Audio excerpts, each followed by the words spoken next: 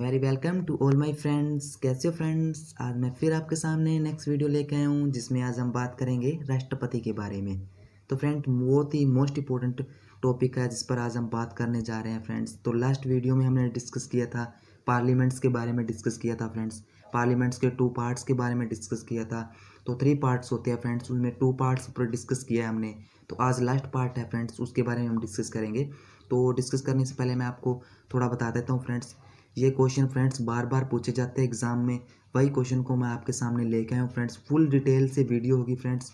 अगर आप यहीं से कोई क्वेश्चन टेस्ट लगाओगे फ्रेंड्स, मेरी वीडियो को देखने के बाद अगर आप कोई भी क्वेश्चन टेस्ट लगाते हो फ्रेंड्स, तो मेरा आपसे वादा है कोई भी क्वेश्चन इनसे बाहर नहीं जाएगा फ्रेंड्स। सभी इंपॉर्टेंट क्वेश्चन को मैंने डिटेल से लेके आया हूँ। डिटेल वाइज मैंने नोट्स बनाए हैं फ्रेंड्स, अच्छे से नोट्स बनाए हैं। इससे अच्छे नोट्स आपको कहीं नहीं मिलेंगे फ्रेंड्स। तो आप फ्रेंड्स मेरी वीडियो को पूरा देखना। आज मैं आपको बहुत ही अच्छा समझाने जा रहा हूँ फ्रेंड्स। बहुत ही मोस्ट इम्पोर्टेंट है टॉपिक्स है फ्रेंड्स राष्ट्रपति के। इसके बारे में फ्रेंड्स एग्ज़ाम में बहुत ज़्यादा क्वेश्चन पूछे जाते हैं, सबसे ज़्यादा क्वेश्चन इसी टॉपिक से पूछे जाते हैं फ्रेंड्स। तो बात करते हैं हमारे राष्ट्रपति के बारे में। तो आपके एग्ज़ाम के लिए बहुत ही इंपॉर्टेंट टॉपिक हो जाता है फ्रेंड्स ये। चाहे आप पीसीएस की तैयारी कर रहे हो, चाहे आप रेलवे की तैयारी कर रहे हो, एसएससी की तैयारी कर रहे हो, एनटीपीसी की तैयारी कर रहे हो फ्रेंड्स, आप कोई भी एग्ज़ाम की तैयारी कर रहे हो, सबसे ज़्यादा इंपॉर्टेंट है प्रश्न। सबसे इम्पोर्टेंट यहीं से क्वेश्चन आते हैं, यही सबसे ज़्यादा मेन इंपॉर्टेंट टॉपिक्स है फ्रेंड्स। तो इस पर ही आज हम डिस्कस करेंगे। फुल डिटेल से वीडियो लेके आए हैं फ्रेंड्स। आपको नोट्स दूंगा मैं, इससे अच्छे नोट्स आपको कहीं नहीं मिलेंगे फ्रेंड्स। बहुत अच्छे नोट्स बनाए हैं, फुल डिटेल से आपको समझाया है फ्रेंड्स। राष्ट्रपति के बारे में समझाया है, उनकी वीटो पावर्स के बारे में बताया है, उनकी कौन सी पावर्स होती है, कौन कौन सी पावर्स को हैंडल करते हैं, इनके सभी के बारे में फ्रेंड्स मैंने डिटेल से वीडियो बनाया है। तो आप फ्रेंड्स मेरी वीडियो को पूरा देखना और आपको अच्छा लगे तो लाइक एंड सब्सक्राइब करना। तो फ्रेंड्स आज का टॉपिक स्टार्ट करते हैं। तो हमारे आज का टॉपिक का नाम है प्रेसिडेंट। राष्ट्रपति के बारे में आज हम डिस्कस करेंगे। तो फ्रेंड्स डिस्कस करने से पहले थोड़ा सा हम उसके डीपली से चलते हैं, कहाँ हमारे राष्ट्रपति के बारे में उसके बारे में बताएंगे, इसलिए थोड़ा सा ऊपर से डिस्कस करते हैं फ्रेंड्स। तो स्टार्ट करेंगे फ्रेंड। हमारे भारतीय संविधान में फ्रेंड्स पार्ट 5 में, हमारे भारत के संविधान में पार्ट 5 में हमारे संघीय सरकार के बारे में बताया गया फ्रेंड। संघ सरकार के बारे में बताया गया है। तो फ्रेंड्स इसके बारे में बात करें तो फ्रेंड्स संघ सरकार के बारे में कौन से आर्टिकल में दिया गया है प्रश्न पूछा जाता है फ्रेंड्स। यहीं से क्वेश्चन पूछे जाते हैं फ्रेंड्स, यही इंपॉर्टेंट क्वेश्चन होते हैं। तो पार्ट 5 में हमारे संघ सरकार के बारे में बताया गया है। तो कौन कौन से आर्टिकल क्वेश्चन पूछा जाता है फ्रेंड, कौन से आर्टिकल से कौन से आर्टिकल तक बताया गया है। तो इससे क्वेश्चन फ्रेंड्स ज़्यादा से ज़्यादा यहीं से क्वेश्चन पूछे जाते हैं फ्रेंड्स। तो आर्टिकल्स की बात करें फ्रेंड्स, आर्टिकल 52 से 151 तक हमारे संघ सरकार के बारे में बताया गया है। कौन से आर्टिकल्स में फ्रेंड्स, आर्टिकल 52 से 151 तक हमारे संघीय सरकार के बारे में बताया गया है।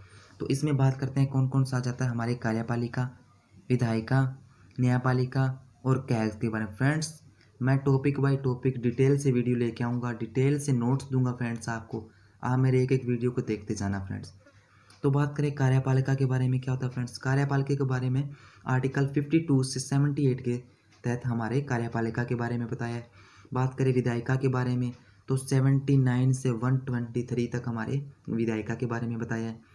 न्यायपालिका की बात करें तो यहाँ हमारे 124 से 147 तक हमारे न्यायपालिका के बारे में बताया है। कैग की बात करते हैं तो कैग के 148 से 151 तक हमारे कैग के बारे में बताया है। तो फ्रेंड्स इन पर मैं नेक्स्ट वीडियो में टॉपिक से डिटेल वीडियो लेके आऊँगा और अच्छे से अच्छे नोट्स प्रोवाइड करवाऊँगा। तो फ्रेंड्स अब इसमें हम संघ सरकार में कार्यपालिका पर बात करेंगे। कार्यपालिका का एक टॉपिक है हमारा राष्ट्रपति। तो कार्यपालिका में चलते हैं। तो फ्रेंड्स कार्यपालिका के पार्ट्स को आगे देखते हैं। तो फ्रेंड्स अब बात करते हैं कार्यपालिका के बारे में। तो कार्यपालिका में हमारे क्या क्या दिया गया है। तो फर्स्ट बात है फ्रेंड्स प्रेसिडेंट के बारे में बताया गया है। First president, second vice president, prime minister, ministers. तो इनके बारे में सभी के बारे में डिटेल से वीडियो लेके आऊँगा फ्रेंड्स। तो आज का हमारा मेन टॉपिक्स है। तो मेन टॉपिक्स हमारा क्या है, राष्ट्रपति के बारे में। तो आज हम राष्ट्रपति के बारे में डिस्कस करेंगे। फुल डिटेल से वीडियो में बताऊँगा आपको राष्ट्रपति की पावर्स, कौन सी पावर्स होती है, वीटो पावर्स में क्या होता है, इन पर सब पर डिटेल से वीडियो है फ्रेंड्स। आज देखते जाओ फ्रेंड्स। इतना अच्छा नोट्स लेके आए फ्रेंड्स, ऐसे नोट्स आपको कहीं नहीं मिलेंगे। तो फ्रेंड्स बात करें आर्टिकल्स के बारे में, तो हमारे प्रेसिडेंट के बारे में कौन से आर्टिकल में दिया गया है, तो हमारे बात करते हैं आर्टिकल 52 से 62 तक हमारे राष्ट्रपति के। तो फ्रेंड्स आगे आगे देखते जाओ फ्रेंड, फुल डिटेल से समझाऊंगा फ्रेंड्स आपको। तो इसमें हमारे कौन से आर्टिकल की बात करें तो आर्टिकल 52 से 62 तक बताया गया। तो इसमें बात करते हैं फ्रेंड्स, थोड़ा सा डीपली की बात करें तो फ्रेंड्स हमारे जो फर्स्ट प्राइम मिनिस्टर कौन थे, राजेंद्र प्रसाद। कौन थे फ्रेंड्स, फर्स्ट प्राइम मिनिस्टर कौन थे, राजेंद्र प्रसाद। और फर्स्ट जो महिला प्रेसिडेंट थे वो कौन थे, हमारे प्रतिभा देवी सिंह पाटिल। कौन थे, प्रतिभा देवी सिंह पाटिल थी। तो फ्रेंड्स थोड़े थोड़े क्वेश्चन साथ साथ में हम डिस्कस की करते जाएंगे। और निर्विरोध चुने जाने वाले कौन थे, कौन थे, नीलम संजीव रेड्डी। नीलम संजीव रेड्डी जो निर्विरोध चुने जाने वाले थे। और बात करें जिनकी कार्यकाल के दौरान मृत्यु हो गई थी वो कौन कौन थे, जाकिर हुसैन। कौन, जाकिर हुसैन। और सेकंड थे हमारे फ़खरुद्दीन अली अहमद। फ़खरुद्दीन अली अहमद थे। तो फ्रेंड्स आगे थोड़ा डिस्कस करते हैं इनके बारे में। तो फ्रेंड्स आपको पता ही है संघ की कार्यपालिका का प्रमुख कौन होता है, राष्ट्रपति। संघ की कार्यपालिका का प्रमुख कौन होता है, राष्ट्रपति। क्वेश्चन पूछा जाता है फ्रेंड्स, संघ की कार्यपालिका का प्रमुख कौन होता है, तो हमारे राष्ट्रपति ही संघ की कार्यपालिका के प्रमुख होते हैं। तो फ्रेंड्स डिस्कस करेंगे आज हमारे इस टॉपिक पर। तो थोड़ा सा बता देता हूँ फ्रेंड्स, हमारे वाइस प्रेसिडेंट के बारे में कौन से आर्टिकल में बताया गया है। 63 थे, 3 से 73 तक हमारे उपराष्ट्रपति के बारे में बताया गया है। और हम प्राइम मिनिस्टर की बात करते हैं तो 74 से 75 तक हमारे प्राइम मिनिस्टर के बारे में बताया गया है।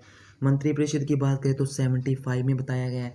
और हमारे महान्यायवादी की बात करते हैं तो 76 में बताया गया है। तो फ्रेंड्स मेन टॉपिक हमारा है राष्ट्रपति, आज हम इस पर ही डिस्कस करते हैं। तो इसके बारे में कौन से आर्टिकल में बताया गया था, अनुच्छेद, कौन से अनुच्छेद है, 52 अनुच्छेद में बताया गया है भारत का एक राष्ट्रपति होगा। ऐसा नहीं कि फ्रेंड्स हमारे भारत के 2 राष्ट्रपति हो। तो इसीलिए फ्रेंड्स अनुच्छेद के हमारे संविधान में बताया गया है अनुच्छेद में एक भारत का राष्ट्रपति होगा। तो अनुच्छेद 53 की बात करते हैं फ्रेंड्स। तो इसमें क्या बताया गया है, संघ की कार्यपालिका शक्ति राष्ट्रपति में निहित होती है। अभी हमने बात ही की थी फ्रेंड्स, इसके बारे में डिस्कस किया है, ऊपर डिस्कस किया। तो अनुच्छेद कौन सा, 53 में बताया गया है संघ की कार्यपालिका की शक्ति राष्ट्रपति में निहित होती है। तो आगे चलते हैं फ्रेंड्स। तो इसके बेसिक को पता ही है फ्रेंड्स कि हमारे देश का जो हेड होता है, सर्वोच्च पर्सन होता है, वह कौन होते हैं, हमारे राष्ट्रपति ही होते हैं। सबसे बड़ा ओहदा इनके पास ही होता है, सबसे ज़्यादा पावर्स होती है फ्रेंड्स। पावर का यूज़ करना सबसे ज़्यादा इनके पास ही होती है फ्रेंड्स, पावर्स होती है, पावर कंट्रोल करना, ये सभी इनके बारे में है। तो फ्रेंड्स हमारे देश के जो हेड है वो कौन है, राष्ट्रपति ही होते हैं। तो राष्ट्रपति कौन कौन किस किन की इसमें बताया फ्रेंड। तो फ्रेंड्स हमारे देश की तीनों सेना के हेड कौन होते हैं, हमारे प्रेसिडेंट। कौन होते हैं फ्रेंड्स, प्रेसिडेंट ही हमारे तीनों सेना के प्रमुख होते हैं। तो इसमें कौन कौन से आता है, कौन कौन सा आता है, जल सेना, थल सेना, वायुसेना। तो इनका जो प्रमुख है वो कौन है, राष्ट्रपति ही होते हैं। तो आगे फ्रेंड्स इनकी योग्यता के बारे में बात करेंगे। तो योग्यता के बारे में आर्टिकल, कौन से आर्टिकल में बताया गया है, आर्टिकल 58 में बताया गया फ्रेंड्स। 58 में इनकी योग्यता के बारे में बताया गया। भारत का नागरिक होना चाहिए, आयु 35 ईयर होनी चाहिए, लोकसभा का सदस्य बनने के योग्य होने चाहिए, लाभ के पद पर नहीं होना चाहिए। तो फ्रेंड्स ये लाभ के पद के बारे में हमने लास्ट वीडियो में डिस्कस किया था, थोड़ा सा मैं बता देता हूँ लाभ का पद क्या होता है फ्रेंड्स। तो लाभ का पद जो हमारे राष्ट्रपति है तो उनके पास कोई सरकारी नौकरी नहीं होनी चाहिए, कोई सरकारी नौकरी, कोई सरकार से उनके पास वेतन नहीं आना चाहिए, सरकार से उनके पास कुछ एडिशनल पैसे नहीं आते होने चाहिए फ्रेंड्स। ऐसा है ना, कोई होता है, इसे ही कहते हैं हम लाभ का पद, कोई गैर सरकारी वेतन नहीं आना चाहिए फ्रेंड्स इसमें। तो नेक्स्ट बात करते हैं फ्रेंड्स। तो लाभ के पद के बारे में कौन से आर्टिकल में बताया गया फ्रेंड्स, तो इसके बारे में 102 आर्टिकल में बताया गया है। तो अब बात करते हैं फ्रेंड्स हमारे राष्ट्रपति को कौन चुनेगा, इसके बारे चुनाव के बारे में बताया गया। चुनाव के बारे में फ्रेंड्स आप हम डिस्कस करेंगे फ्रेंड्स। तो फ्रेंड्स बात करें राष्ट्रपति के चुनाव के बारे में, तो इसके बारे में कौन से आर्टिकल में बताया गया फ्रेंड्स? आर्टिकल 54 में हमारे राष्ट्रपति के चुनाव के बारे में बताया गया था। हमारे राष्ट्रपति के चुनाव फ्रेंड्स आपको पता है यहाँ पर डायरेक्ट और इनडायरेक्ट होते हैं चुनाव होते हैं, डायरेक्ट और इनडायरेक्ट चुनाव होते हैं। तो हमारे राष्ट्रपति का जो चुनाव है वो इनडायरेक्ट होता है फ्रेंड्स, क्योंकि हम इनको सीधे तौर पर हम नहीं चुनते, क्योंकि हमारे द्वारा चुने गए सदस्य ही हमारे राष्ट्रपति का चुनाव करते हैं। जो सीधे हम चुनते हैं उनको कहते हैं डायरेक्ट, और जो हम सीधे ना चुनकर हमारे द्वारा चुने गए और वो आगे राष्ट्रपति का चुनाव करते हैं उनको कहते हैं फ्रेंड्स इनडायरेक्ट। तो हमारे राष्ट्रपति का चुनाव है जो इनडायरेक्ट होता है। तो इसके बारे में कौन कौन इनमें भाग लेता है इनके चुनाव में, तो उसके बारे में फ्रेंड्स बताया गया है। तो फर्स्ट होते हैं लोकसभा के निर्वाचित सदस्य, और प्लस कौन होते हैं? राज्यसभा के निर्वाचित सदस्य, और MLA of states, MLA of states के जो एमएलए होते हैं कौन कौन से स्टेट्स में? अभी फ्रेंड्स करंट टाइम हमारे 28 राज्य है, 28 स्टेट है और 3 केंद्र शासित प्रदेश है। तो फर्स्ट पहले फ्रेंड बात करते हैं, तो अभी जम्मू कश्मीर को ही हमारे केंद्र शासित प्रदेश का दर्जा दिया गया है। तो फ्रेंड्स इनके जो एमएलए और स्टेट्स के और केंद्र शासित प्रदेश से ये सभी मिलके हमारे राष्ट्रपति का चुनाव करते हैं।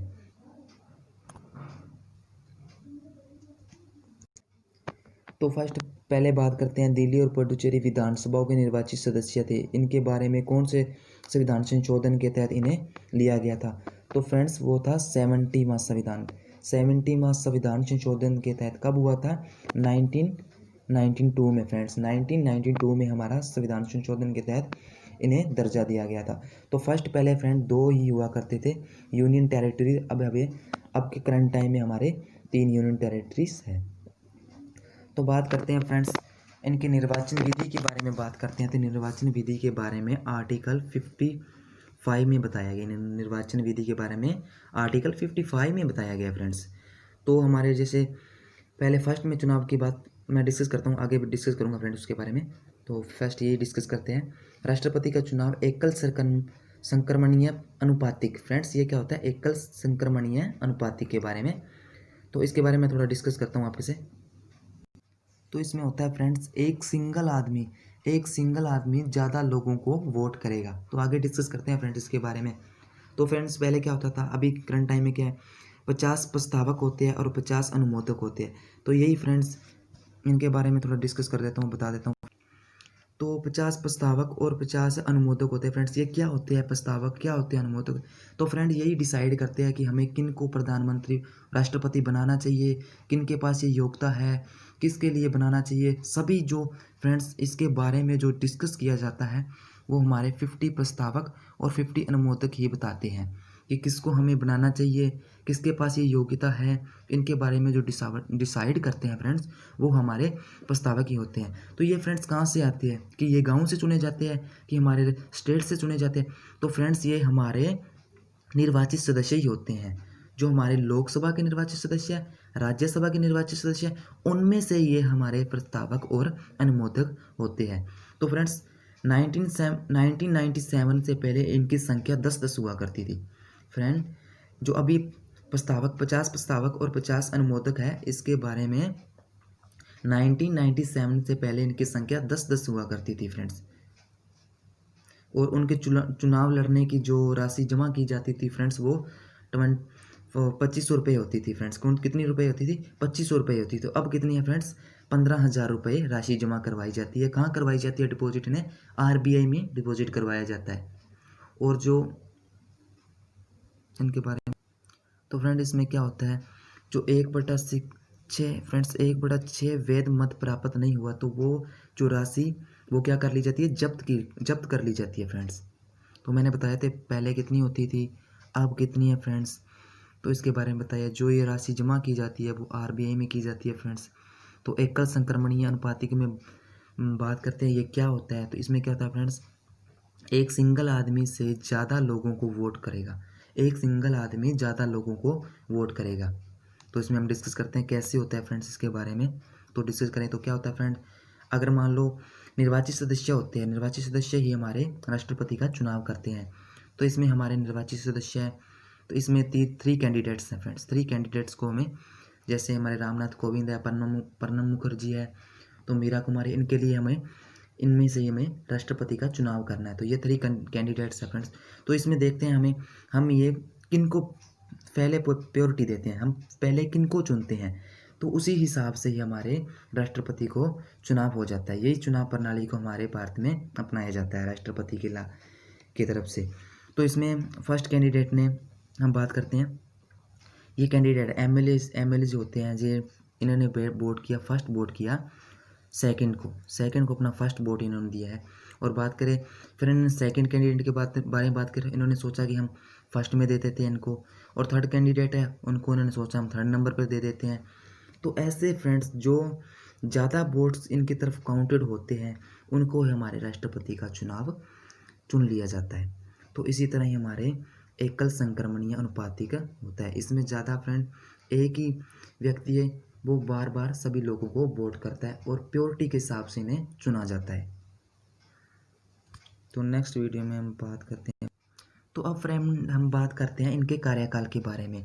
तो टेन्योर के बारे में बात करें फ्रेंड्स, कार्यकाल के बारे में, तो इसके बारे में कौन से आर्टिकल में बताया गया है? 56 आर्टिकल में बताया गया है। कितने वर्ष के लिए होता है हमारे राष्ट्रपति का कार्यकाल? 5 वर्ष के लिए होता है फ्रेंड्स। 5 साल के लिए हमारे राष्ट्रपति चुने जाते हैं। तो ये त्यागपत्र किनको देते हैं? तो उपराष्ट्रपति को देते हैं। त्यागपत्र किनको देते हैं? उपराष्ट्रपति को देते हैं।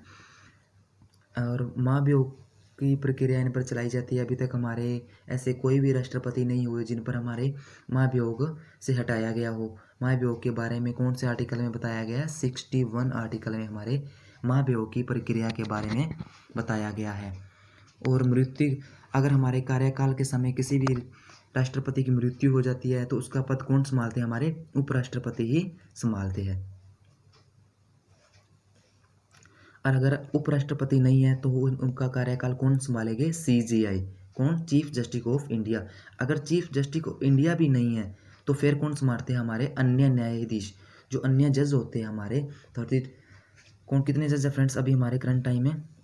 34। इनमें एक होता है जो उसे हमें कहते हैं मुख्य न्यायाधीश, और 33 है।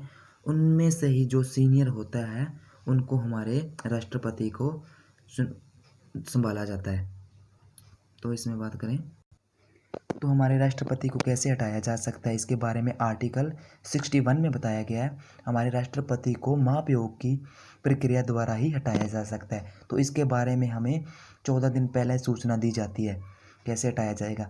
तो आगे हम बात करते हैं फ्रेंड्स, फुल डिटेल से डिस्कस करूँ तो मैं आपको बताता हूँ। तो फ्रेंड्स यहाँ देखते हैं, अगर हमारे राष्ट्रपति को क्यों हटाया जा सकता है इसके बारे में बताएं तो क्योंकि हमारे संविधान का उल्लंघन करते हैं तो हमारे राष्ट्रपति को हटाया जा सकता है। तो इसके लिए कौन सी प्रक्रिया है, कैसे हटाया जाता है उसके बारे में बात करते हैं। तो हमारी संसद की बात करें, संसद में लोकसभा और राज्यसभा होती है। लोकसभा और राज्यसभा, चाहे वो लोकसभा से कर सकते हैं, चाहे वो राज्यसभा से शुरू कर सकते हैं। तो इनमें जो वोटिंग होती है उसके बारे में डिस्कस करते हैं, कैसे वोटिंग होती है, किस तरह से हटाया जाता है इनको, कौन सी प्रक्रिया ली जाती है, कितने दिन पहले इनको बताया जाता है, ये अभी डिस्कस करेंगे फ्रेंड्स। तो फ्रेंड्स हम लोकसभा की तरफ से बात करते हैं। तो फ्रेंड्स 1/4 लोग लिखित नोट देते हैं हमारे राष्ट्रपति को। 1/4 लिखित नोट्स देते हैं हमारे राष्ट्रपति को। और 14 दिन बाद फिर क्या होता है फ्रेंड्स? 2/3 वोट्स प्राप्त हो गए। 2/3 वोट प्राप्त होते हैं तो प्रस्ताव को आगे बढ़ाया जाता है। तो आगे हमारे राज्यसभा में भेज दिया जाता है। और राज्यसभा में 2/3 वोट मिले और प्राप्त हो जाए तो हमारे राष्ट्रपति को हटा दिया जाता है। तो फ्रेंड्स नेक्स्ट बात करते हैं कि हमारे चुनाव में कौन हिस्सा लेता है और राष्ट्रपति को हटाने में कौन कौन हिस्सा लेता है। तो राष्ट्रपति के चुनाव में फ्रेंड्स मैंने आपको बताया था हमारे कौन कौन होते हैं, लोकसभा के निर्वाचित सदस्य, राज्यसभा के निर्वाचित सदस्य और एमएलए ऑफ स्टेट्स के। तो ये हमारे राष्ट्रपति का चुनाव करते हैं। और अगर हमें हटाने की बात की जाती है तो इनमें जो हमारे राष्ट्रपति मनोनीत करता है, जिन्हें हमारे राष्ट्रपति नॉमिनेट करता है, जो 14 लोग होते हैं, 12 राज्यसभा से होते हैं फ्रेंड्स। कितने होते हैं? राज्यसभा से 12 और 2 होते हैं लोकसभा से। तो इनके बारे में हमारे जो कुल कितने होते हैं? 14 सदस्य होते हैं जो हमारे राष्ट्रपति को हटाने में भी हिस्सा लेते हैं, जो चुनाव में हिस्सा नहीं लेते पर हमारे राष्ट्रपति को हटाने में हिस्सा लेते हैं। तो ये 14 लोग भी साथ में होते हैं फ्रेंड्स। तो नेक्स्ट करते हैं फ्रेंड्स आगे। तो फ्रेंड्स हम बात करते हैं राष्ट्रपति की शक्तियों के बारे में। तो फ्रेंड्स राष्ट्रपति की शक्तियों के बारे में बताया गया है। कार्यपालिका की शक्ति, विधायी शक्तियाँ, न्यायिक शक्तियाँ, आपातकालीन शक्तियाँ, सैन्य शक्तियाँ, विशेष धारक शक्तियाँ। तो इनके बारे में फ्रेंड्स हम डिस्कस करते हैं। नेक्स्ट स्लाइड पर चलता हूँ फ्रेंड्स आपको। तो फ्रेंड्स बात करें हम अभी कार्यपालिका शक्तियों के बारे में। कार्यपालिका शक्तियाँ क्या होती है? केंद्र सरकार की समस्त शक्तियाँ राष्ट्रपति के हाथों में निहित होती हैं फ्रेंड्स। ऊपर भी डिस्कस किया था इसके बारे में। तो हमारे राष्ट्रपति को क्या और नियुक्तियों का अधिकार है। किन किन की नियुक्ति हमारे राष्ट्रपति की करते हैं, इनके बारे में डिटेल से फ्रेंड्स लिखा है, आप देख सकते हो। हमारे प्राइम मिनिस्टर की, प्रधानमंत्री की, महान्यायवादी की, एससी और जो सुप्रीम कोर्ट है, हाई कोर्ट, उनके न्यायाधीश की, निर्वाचन आयोग की, वित्त आयोग की, सेनाओं के अध्यक्ष की, कैग की, इनके राजदूत की, इनके बारे में सभी नियुक्तियां करने का अधिकार हमारे राष्ट्रपति को होता है। किनके पास होता है? प्रेसिडेंट के पास फ्रेंड्स। तो आगे डिस्कस करते हैं फ्रेंड्स। विधायी शक्तियों के बारे में बात करें तो इसमें कौन से आर्टिकल में बताया गया है इनके बारे में फ्रेंड्स? तो आर्टिकल की बात करते हैं। आर्टिकल 74 में हमारे विधायी शक्तियों के बारे में बताया गया है। तो इसमें फर्स्ट लिखा है फ्रेंड्स, राष्ट्रपति संसद का अंग होता है। राष्ट्रपति संसद का अंग होता है फ्रेंड्स। मैंने पहले भी बताया था आपको कि हमारे संसद को पूरा कंप्लीट अगर हम मानते हैं तो हमारे तीन अंग होते हैं, जिसमें हमारे राष्ट्रपति, लोकसभा और राज्यसभा होते हैं।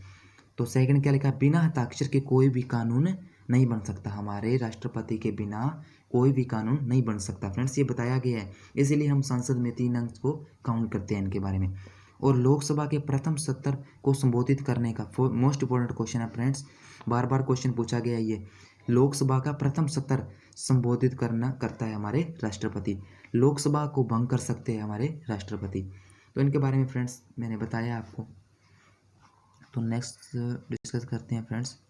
न्यायिक शक्तियों में डिस्कस करें फ्रेंड्स। न्यायिक शक्तियाँ क्या होती है? इनकी न्यायिक शक्तियों में क्या है? क्षमादान की शक्ति। क्षमादान की शक्ति के बारे में कौन से आर्टिकल में बताया गया है? आर्टिकल 72 में हमारे बताया गया कि हमारे राष्ट्रपति फांसी की सज़ा को क्षमा कर सकते हैं। दंड को माफ़ करना, क्षमा करना, लघुकरण करना, परिहार करना, प्रतिलंबन करना, कि जैसे हमें फांसी की सज़ा हुई है उन्हें हमारे राष्ट्रपति माफ़ कर देते हैं। अगर सज़ा उम्र कैद होती है तो उन्हें कोई 10 साल के लिए सज़ा दे देते हैं। अगर उनको बताया हो कि उन्हें, तो हमारे राष्ट्रपति के पास उनकी सज़ा को घटाने का शक्ति होती है। तो ये सभी कार्य जो दंड दिए जाते हैं फ्रेंड्स, उनको हमारे राष्ट्रपति उनको माफ़ भी कर देते हैं उनके लिए। तो फ्रेंड डिस्कस इतना ही बहुत है। तो सैन्य शक्ति के बारे में बात करते हैं। तो फ्रेंड सैन्य शक्ति इसमें क्या होता है? सैन्य शक्ति में तो इसमें हमारे राष्ट्रपति होते हैं जो रक्षा बलों का कमांडर होते हैं। तो फ्रेंड्स ऊपर डिस्कस किया था कि हमारे तीनों सेना का अध्यक्ष कौन होता है? राष्ट्रपति होते हैं। जो प्रमुख होते हैं वो कौन होते हैं? हमारे राष्ट्रपति होते हैं। तो फ्रेंड्स अभी बात करते हैं राष्ट्रपति की वीटो पावर्स के बारे में। वीटो शक्ति के बारे में हम बात करते हैं। तो फ्रेंड्स इसके बारे में संसद जब विधायक पास करती है, जैसे फ्रेंड संसद में कोई भी कानून पास कर दिया गया तो वो हमारे कहाँ जाता है? राष्ट्रपति के पास जाता है। तो राष्ट्रपति या तो उस हस्ताक्षर पर, उस नोटिस पर हस्ताक्षर कर सकते हैं, सुरक्षित भी रख सकते हैं, पुनर्विचार के लिए भी भेज सकते हैं। तो ये हमारा अधिकार हमारे राष्ट्रपति के पास होता है। चाहे उसे वो सुरक्षित रख ले, पुनर्विचार के लिए भेज सकते हैं, उस पर हस्ताक्षर कर सकते हैं। वो कानून उसी टाइम बन सकता है, उसको बनने में देर हो सकती है फ्रेंड्स। तो इसके बारे में हमारे राष्ट्रपति बताते हैं। तो ये अधिकार हमारे राष्ट्रपति के पास ही होता है। तो जिसमें हम फ्रेंड्स बात करते हैं वीटो पावर्स की। तो फर्स्ट वीटो पावर्स में बात करते हैं। तो फर्स्ट है फ्रेंड अत्यंतिक वीटो। इसमें क्या होता है हमारे फ्रेंड्स? हमारे संसद में क्या होता है? संसद का मतलब फ्रेंड्स ये मत समझना, संसद का मतलब है लोकसभा और राज्यसभा।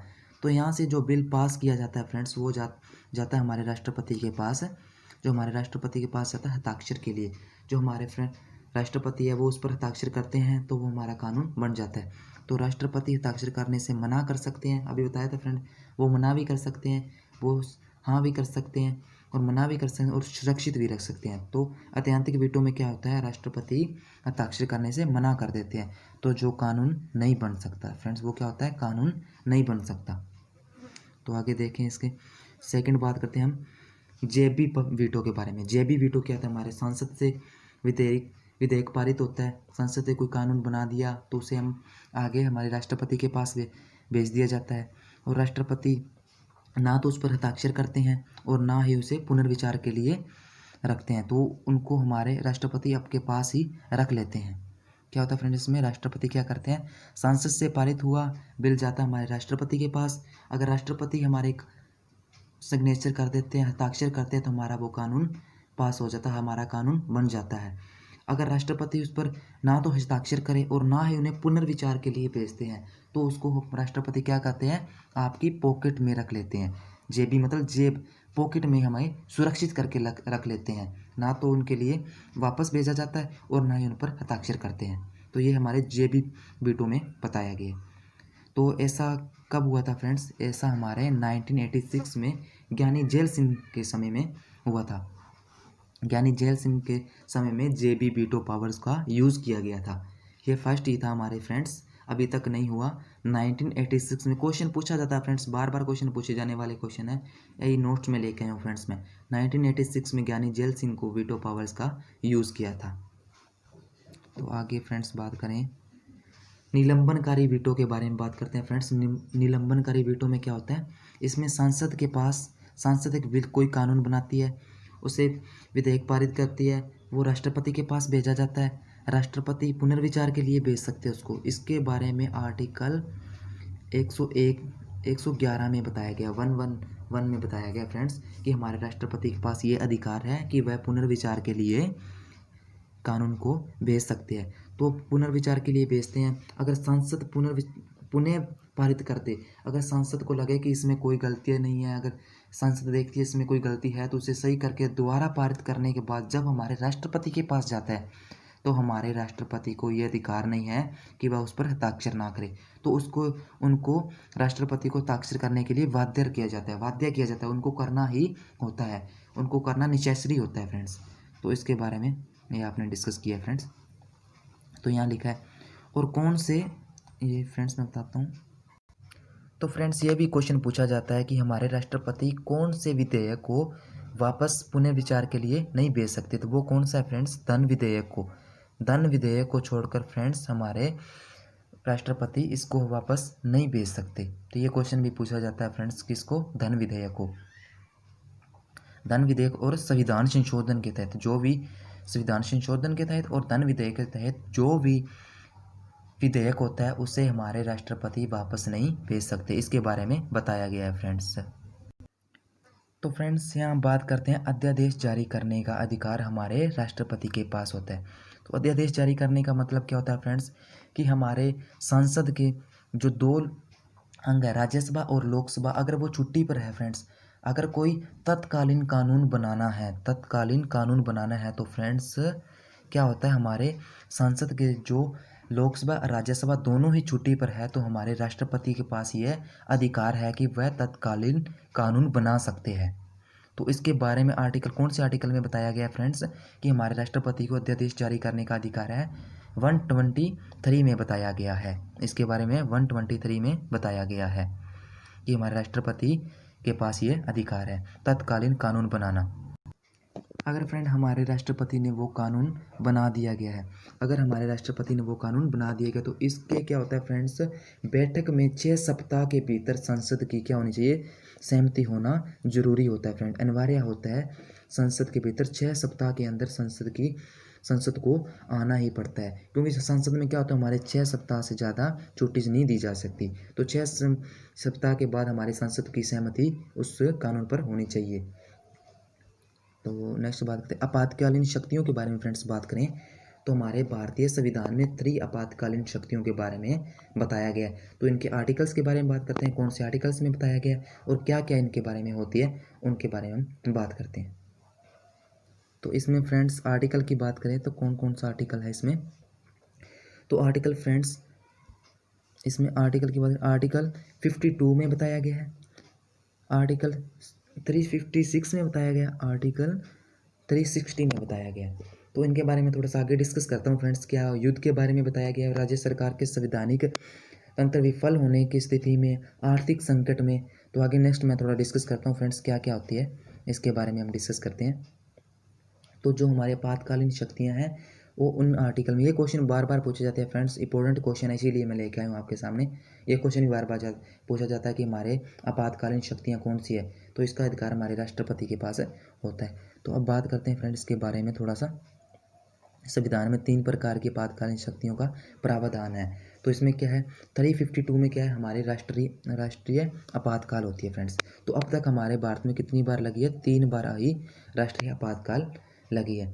बात करें सेकंड फ्रेंड्स, इसमें 356 में तो राज्य के राष्ट्रपति शासन ये लगते ही रहते हैं फ्रेंड्स। और बात करें अनुच्छेद 360 में, तो इसमें क्या होता है, वित्तीय आपातकालीन, तो ये अभी तक हमारे भारत में एक बार भी नहीं लगी है फ्रेंड्स। ये क्वेश्चन भी पूछा गया, ये क्वेश्चन भी पूछा गया, ये क्वेश्चन भी पूछा है लास्ट ईयर में। आप फ्रेंड्स नेक्स्ट आने वाले क्वेश्चन एग्जाम में भी ये क्वेश्चन पूछे जाएंगे फ्रेंड्स, यही क्वेश्चन इंपॉर्टेंट्स है। तो मैंने जो लास्ट 2-3 साल के फ्रेंड्स क्वेश्चन पेपर है उनसे उठाए हैं क्वेश्चन को, उन्हीं क्वेश्चन को मैंने आपके सामने डिस्कस किया, पूरी डिटेल से समझाया फ्रेंड्स, अच्छे से नोट्स तैयार किया फ्रेंड्स। आप मेरे नोट्स को PDF में इनको फोटोस्टेट करवा सकते हो फ्रेंड्स, अच्छे से नोट्स है फ्रेंड्स। अच्छा लगे तो आपको लाइक सब्सक्राइब जरूर करना फ्रेंड्स मेरी वीडियो को।